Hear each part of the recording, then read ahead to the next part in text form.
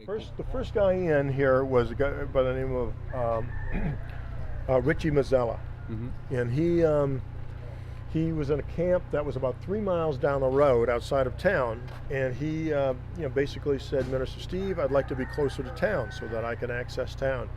And so he says, can you find a place closer for me? And so I started looking around, and that's when I came down what used to be just a footpath at the light there, and I came back into this area and noticed it was already cleared out of underbrush. And so I set up, I told Richie I had found a place for him. We set him up in mental illness. He'd make these strange noises at nighttime, and very nice, very well-natured fellow. But he definitely had mental illness. There was no doubt about it. And so he couldn't exist in society. He couldn't keep a job. There was just no way.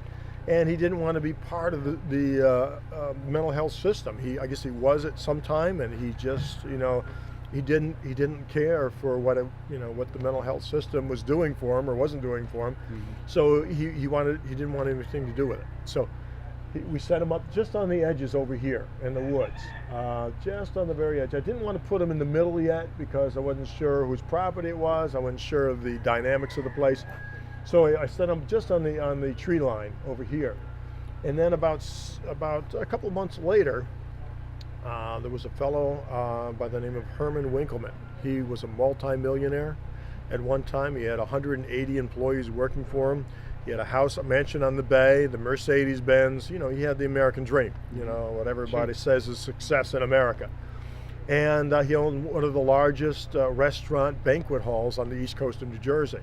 What happened, he might have had a touch of mental illness coming on. And he expanded his business too much, too quickly. And the bank that he went with was financially in trouble itself. And so he went all out with this expansion. And he imported stuff from Germany.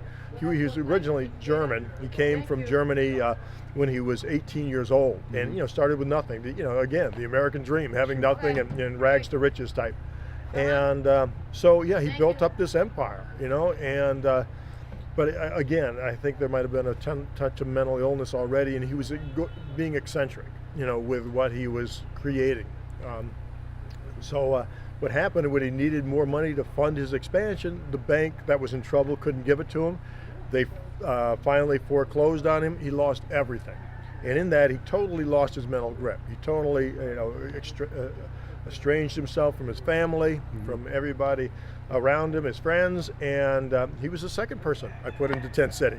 He was once a multi-millionaire. He moved in with his German Shepherd dog into Tent City. So again, it can happen to anybody. What happened to him? One of his former friends lent him some money to go down to Atlantic City to gamble.